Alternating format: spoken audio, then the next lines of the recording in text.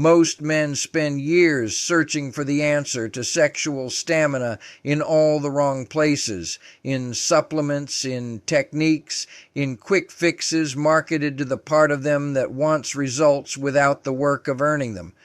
And the search never ends because the answer was never there.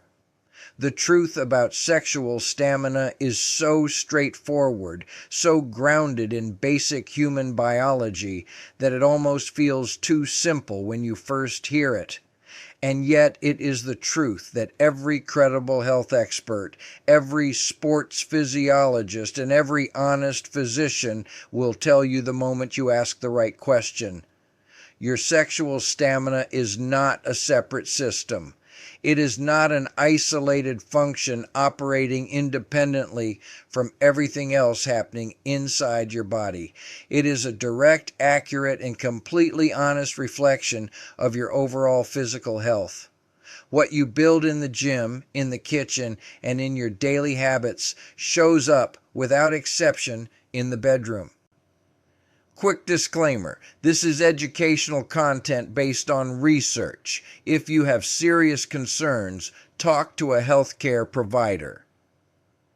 To understand why physical health and sexual stamina are inseparable, you have to begin with the cardiovascular system, the heart, the blood vessels, and the lungs working together as a single integrated engine that powers every physical function your body performs.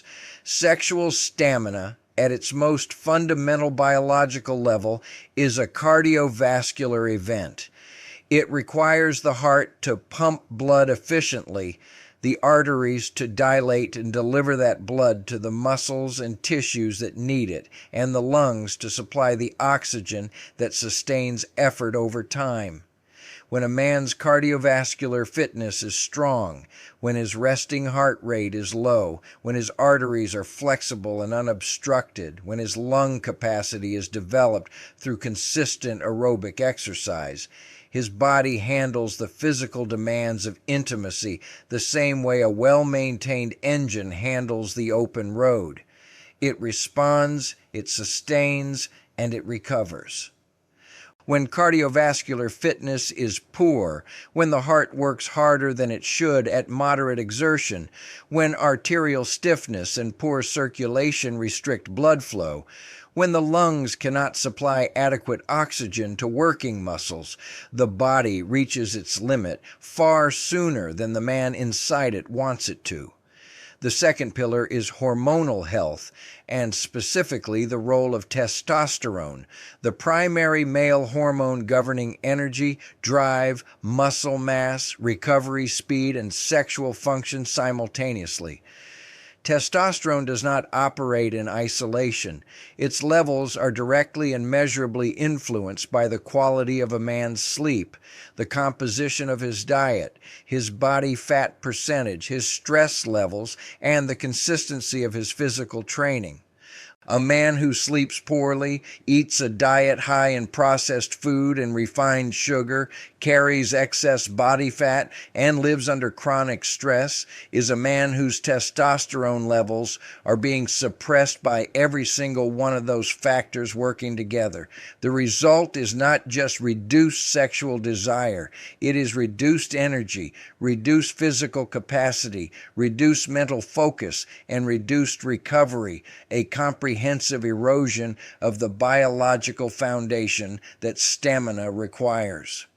The third pillar is blood circulation, the specific ability of the cardiovascular system to deliver blood to the precise areas of the body where sexual function depends on it. Healthy circulation is built through regular physical movement, through hydration, through a diet rich in nitric oxide precursors found in leafy greens, beets, and citrus, and through the consistent avoidance of the habits, smoking, excessive alcohol, sedentary behavior, that damage vascular health over time. These three pillars are not independent of each other. They are a system. Strengthen one and the others respond. Neglect one and the others absorb the cost. The man who understands this stops looking for a shortcut and starts building the foundation. Here is the part of this conversation that most men never have with themselves, and it is the part that matters most, because understanding where the erosion begins is the only way to stop it before it becomes something that feels permanent. The modern lifestyle that the majority of American men are living right now is not a neutral environment for physical health. It is an actively hostile one, and it is hostile not in an obvious, dramatic way that triggers alarm and demands immediate response, but in a slow, quiet, cumulative way that advances so gradually that most men do not notice what is being taken from them until a significant amount of it is already gone. Consider the average day. A man wakes up after 6 hours of fragmented sleep, not because he chose to sleep less, but because the screen in his hand kept his cortisol elevated and his melatonin suppressed until well past midnight. He eats breakfast quickly or skips it entirely, fueling his body with refined carbohydrates and caffeine rather than the protein, healthy fats, and micronutrients his hormonal system depends on to function. He sits for 8 to 10 hours at a desk or in a vehicle, his hip flexors shortened, his glutes disengaged, his cardiovascular system receiving none of the movement signals it needs to maintain arterial flexibility and circulatory efficiency. He manages stress not through exercise or intentional recovery, but through alcohol in the evening, which further suppresses testosterone production, disrupts sleep architecture, and impairs the liver's ability to regulate the hormones that stamina requires. And then, at the end of this day, he wonders why his energy is low, why his drive has diminished, and why his body no longer responds the way it did 5 years ago. The cruelest dimension of this pattern is that none of these individual habits feels catastrophic in isolation. One bad night of sleep does not destroy testosterone levels. One sedentary day does not collapse cardiovascular fitness. One evening of drinking does not permanently impair circulation. But a year of poor sleep, a year of sedentary behavior, a year of nutritional neglect, and a year of unmanaged stress compounds into something that blood tests can measure, that a man can feel in his body, and that shows up with complete honesty in his sexual stamina. The body keeps an accurate account of everything. It does not forget a single deposit or withdrawal. And the man who has been making withdrawals without replenishment for long enough eventually arrives at a deficit that no supplement, no technique, and no shortcut can address, because the deficit was never chemical. It was always structural, always lifestyle-based, and always entirely within his power to reverse. The reversal begins not with a dramatic overhaul, but with a decision, a single, clear, unambiguous decision that the body you are living in deserves the same level of intentional investment that you would give to anything else in your life that you genuinely value. And once that decision is made, the biology responds with a speed and completeness that consistently surprises the men who commit to it. Because the human body was not designed to stay broken.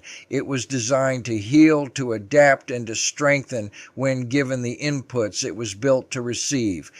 The first and most foundational physical habit for rebuilding sexual stamina is consistent cardiovascular exercise, not occasional, not sporadic, but 3 to 5 sessions per week of sustained aerobic effort that elevates the heart rate to between 60 and 80% of its maximum for a minimum of 30 minutes.